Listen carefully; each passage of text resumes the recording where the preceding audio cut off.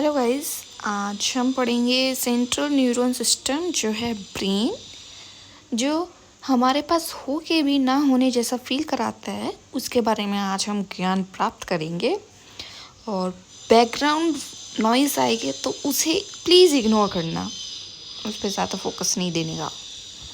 तो अब ब्रेन के बारे में पढ़ रहे हैं तो इसका सबसे पहले वेट ही जान लेते हैं कितना हो सकता है। 1.2 kg से 1.4 kg के बीच में इसका वेट होता है।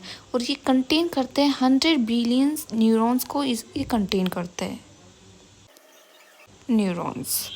और मेरी थोड़ी राइटिंग भी गंदी आएगी तो उसको भी नज़रअंदाज करना है। और इसकी शेप होती है वॉलनट जैसी, जैसे पता भी है आप सभी को, वॉलनट हिंदी में बोले तो अखरोट जैसी इसकी शेप होती है।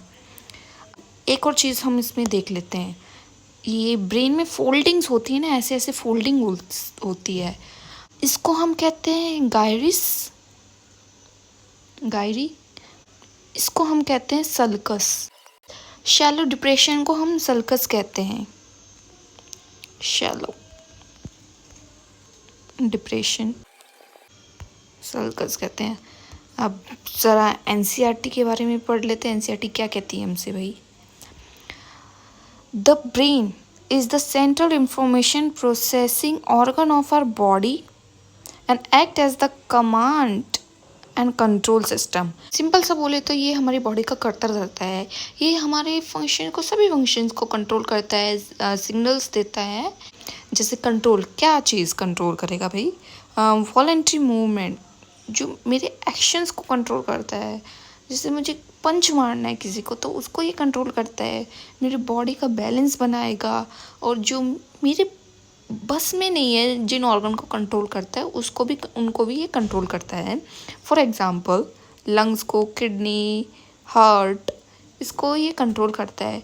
अब लंग्स, किडनी और हार्ट को तो हम खुद कंट्रोल कर नहीं सकते ना, वो तो हमारे बस की नहीं है, बस में ही नहीं है। उसको तो कंट्रोल कौन करेगा?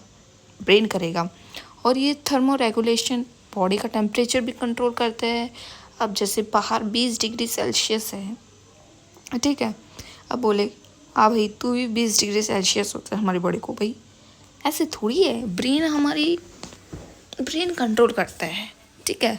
मुझे प्यास लगी है, मुझे भूख लगी है, ये हमारी स्लीप एंड वेक साइकिल को भी कंट्रोल करता है। और जो सेवरल एक्टिविटीज़ होती है एंडोक्राइन ग्लैंड्स की, उसको भी ब्रेन ही कंट्रोल करता है। और ह्यूमन बिहेवियर को भी ब्रेन ही कंट्रोल करता है। इतना समझ आया? और it is also the site for processing of vision. जो मैं देख रही हूँ उसको भी कैप्चर करके उसको भी डिकोड एनकोड जैसे भी करता है, उसको ये करता है कंट्रोल। हियरिंग, सुनना, बोलना, मेरी मेमोरी कितनी है, मेमोरी को जो भी हमने याद किया है उसको ये सेफ रखता है। मेरी इमोशंस, थॉट्स, सब चीज़ को ये प्रोसेसिंग करता है और कंट्रोल भी करता है। अब इतना काम करता है भाई ये ब्रेन हमारा, बॉडी का यही हमारा करता रहता है। अब इसको भी कोई प्रोटेक्ट तो हमें करना चाहिए ना। ऑब्वियस आप प्रोटेक्ट नहीं करेंगे तो ऐसी बात थोड़ी बनेगी। और ये होता है वेल प्रोटेक्टेड बाय स्कल, खोपड़ी इसको प्रोटेक्ट करती है। और inside the skull the brain is covered by cranial meninges. Skull के अंदर जो ब्रेन है वो क्रेनियल मेनिंजेस से कवर्ड होता है, जो कि 3 लेयर्स की होती है। सबसे आउटर मोस्ट होते हैं dura, middle layer arachnoid and inner layer होती है पियामेटर बोलो या पायामेटर बोलो, जो भी बोलते हो तुम। अब इसको याद करने का तरीका बहुत इजी। जो ब्रेन से दूर हो वो ड्यूरामेटर, जो ब्रेन के पास हो वो पायामेटर, और मिडल लेयर एरेक्नॉइड हो ही गई। तो जैसे आउटर लेयर हो गई ड्यूरामेटर, मिडल लेयर जो कि थिन है वो है एरेक्नॉइड, जो इनर लेयर है। एंड ये लाइन इज़ वेरी इंपॉर्टेंट, इस पे क्वेश्चन बहुत आते हैं। जैसे पूछ लेते हैं कि कौन सी लेयर है जो ब्रेन के कांटेक्ट में है, तो वो क्या है? पायामेटर इसके कांटेक्ट में है। तो ये दिस इज़ इम्पॉर्टेंट लाइन, इस पे सवाल आते हैं।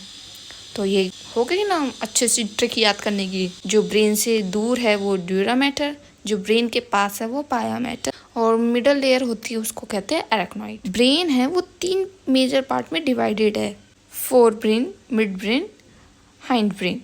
अब इन तीनों के बारे में हम पढ़ेंगे। अब पढ़ते हैं फोर ब्रेन के बारे में।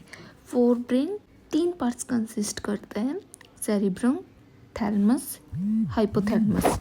अब पढ़ते हैं सेरिब्रम के बारे में, तो इसको हम इससे पढ़ते हैं। सेरिब्रम है कंसिस्ट करता है 2 सेरिब्रल हेमिस्फीयर कंसिस्ट करता है, एक होता है लेफ्ट, एक होता है राइट सेरिब्रल हेमिस्फीयर, जो कि कनेक्टेड है कॉर्पस कैलोसम से कनेक्टेड है, जो कि वो क्या है, ट्रैक्ट ऑफ नर्व फाइबर्स है। ये है ट्रैक्ट ऑफ नर्व फाइबर, उसे कहते हैं कॉर्पस कैलोसम। 10 सेंटीमीटर इसकी, अबाउट 10 सेंटीमीटर इसकी लेंथ होती है, और ये कंटेन्स 200 मिलियन नर्व फाइबर।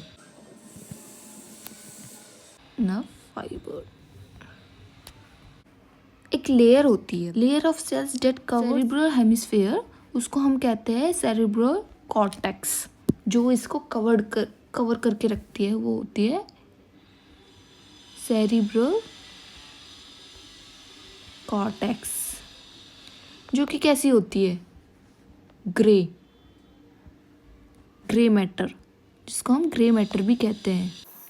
अब इसको हम ग्रे मैटर क्यों कहते हैं, क्योंकि इसका जो अपीयरेंस है वो ग्रेइश अपीयरेंस है due to concentration of nerve fibres, इस वजह से इसको हम कहते हैं ग्रे मैटर भी कहते हैं। और एक और होता है जिसको हम वाइट मैटर कहते हैं, जो फाइबर्स होते हैं वो कवर्ड होते हैं माइलिन शीथ से कवर हुए, उसको हम कहते हैं वाइट मैटर, जिसका नाम भी है सेरिब्रल मेडुला, उसको हम कहते हैं। और ये जो है गिव्स ओपेक वाइट अपीयरेंस देता है ये, ठीक है। जैसे देखे तो इसमें देखते हैं, देखो ये हो गया ना, एक हो गया ग्रे मैटर, एक हो गया वाइट मैटर। ग्रे मैटर क्या हुआ, ग्रे मैटर को कहते हैं सेरिब्रल कॉर्टेक्स, और जो वाइट मैटर हुआ उसको हम सेरिब्रल मेडुला कहते हैं।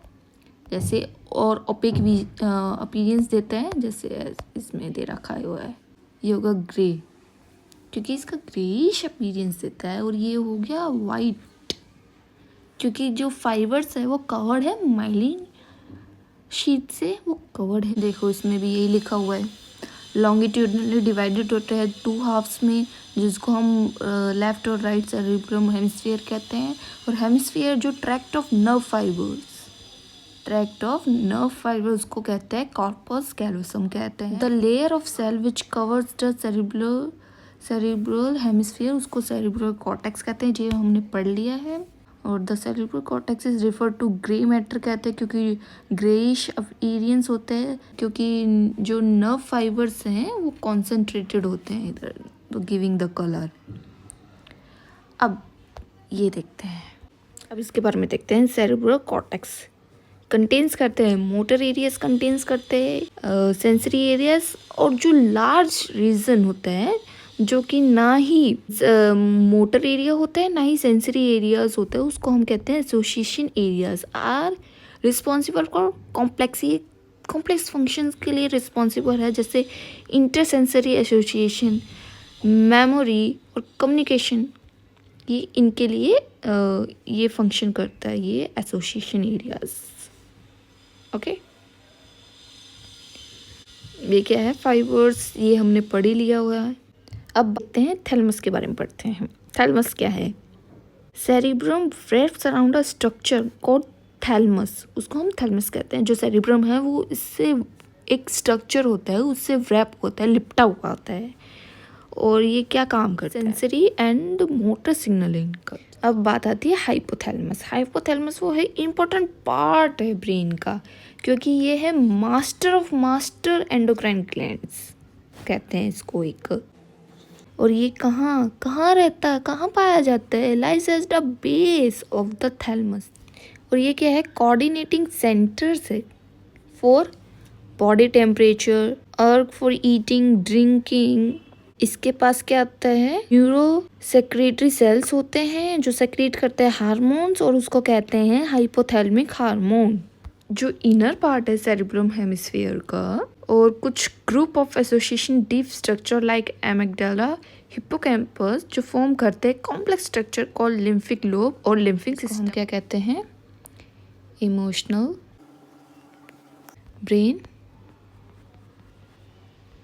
Of the body. ठीक है, इसको emotional brain of the body भी कहते हैं, जो कंसिस्ट करता है एमिगडाला, हिप्पोकैम्पस और बाकी अदर भी कहते हैं। जो एनसीईआरटी में नहीं लिखा तो उसको हम फिलहाल हम नहीं पढ़ देंगे। ठीक है, उसके बारे में इतना क्यों जानना। एमिगडाला, अब इसको देख लेते हैं। एमिगडाला कैसा होता है? ये होता है आलमंड शेप, बादाम जैसी शेप होती है इसकी, जो रेगुलेट करता है love, fear, recognization of facial expression को ये रेगुलेट करता है। अब हिप्पोकैम्पस, हिप्पोकैम्पस क्या होता है? हिप्पोकैम्पस होता है हिप्पोकैम्पस होता है सी हॉर्स शेप का होता है ये। ठीक है, जो कि कन्वर्ट करता है शॉर्ट टर्म मेमोरी को लॉन्ग टर्म मेमोरी में कन्वर्ट करता है ये। और सेंस ऑफ स्मेल को भी ये इसका ये फंक्शन है, सेंस ऑफ स्मेल भी ये रेगुलेट करता है, इसको देखता है।